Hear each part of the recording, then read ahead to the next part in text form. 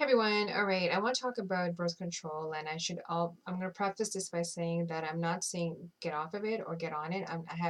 To me, it doesn't matter either or. Do what works for you. What I'm doing this video, the reason I'm doing this video is, first of all, I'm sure 99% of you have been on birth control, because that's the first thing, after diagnosis, the doctors shove down your throat is, oh, you have to be on this. That's one. Two is majority go on and off of this experience, and which is, again, that's the journey that one takes. So the question usually is, I mean, I get a lot of messages about people getting off of birth control and what the effects are after that. And right now, I just spoke to somebody who was off of it and on, and they even had different birth controls every time they went back on it. So a different, every birth control has sometimes different levels of which hormones they're using. Some may be more of an androgen blocker compared to another one, for example. So again, those things affect the system. So the reason for the upload is to basically speak about how can you avoid the longevity of getting back to a normal, somewhat functioning state if you ever decide to get off of birth control. Some get off because they want to have a natural approach. Some get off because they want to become pregnant.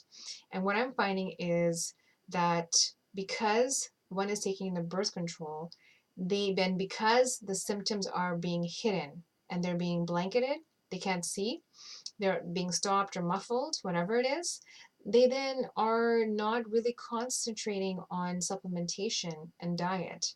So what happens is when one gets off of it, off of this pill, that's a magic pill, suddenly your body's like, what are you doing?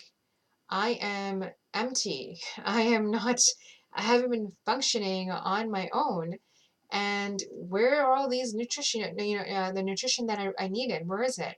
So what I'm speaking about is a supplementation that you were lacking, and the lack of nourishment that you had while you were on the birth control. And that has to do with just because how life goes. If you're fine, you're not going to worry about supplementing. And once you want to go natural and once you want to get pregnant, you need to build those stores. So what am I talking about? I'm talking about things like vitamin D, magnesium, omega-3s, vitamin, B complex, your B12, in some cases NAC, because you want to now be able to function with your body away from the birth control. You need to now strengthen it. So you have to, it's like dropping a few grades. Let's say you're in, a certain grade in school, and suddenly, boom, you drop to level 1 again. That's what happens with your body when you get off of birth control. So while because you haven't been, supplementing along and things like that. So now that you get off the birth control and you've supplemented and you had the right diet, you're not going to drop as much. You're going to maybe drop to, like, let's say 3 levels you will drop, or 4 maximum. You're not going to drop all the way down to 1. So that is a big difference, because now your body has, while you're on the pill, was still, storing all the proper vitamins and so forth in the system, and also eating wise as well. Um, Again, the eating one is always an interesting area for me, is because, first of all, I don't tell everyone to get on a low carb diet. If you're insulin resistant, if you have, a certain type of PCOS, then yes. But not everyone is going to be on a keto or low carb diet. For me, it is working, and it's been the best thing for me because I was insulin resistant, and my channel is based on my experience. But when I speak to people, I don't go and blanket approach it. Just like you should not be blanket approaching your own health.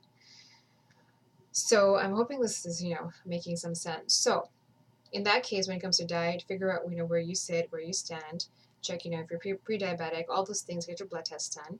But that being said, make sure that you are supplementing and act like you're not on the birth control that's giving you this magical, symptom-free reality. No acne, probably no hair loss.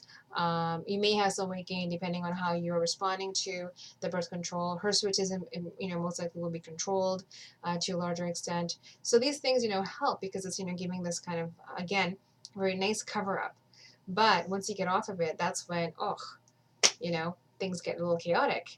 And a lot of people have reactions to it because suddenly their body goes back to their baseline. And now what you're trying to do, what I'm trying to say that you should do is make sure your baseline is not so low. Make sure your baseline is somewhere a little bit higher so that once you get off of it, you just continue on the natural route and regimen and you're not fully impacted of getting off of the birth control, so that you can, have a stronger strength for the fertility portion and strength also to manage your PCOS.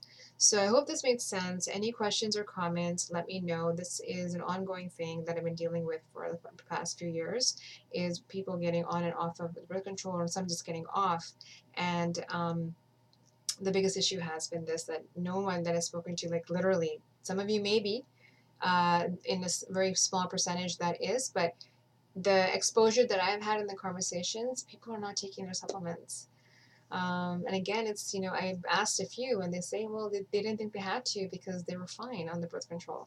And that is the biggest blind spot when it comes to, once you decide to get off of it, make sure that your body is at its optimum best with the supplementation and diet so that when you get off of it, the crash is not so bad. Okay, that's about it. Hope all is well. I will be in touch soon with other stuff. All right, take care. Bye.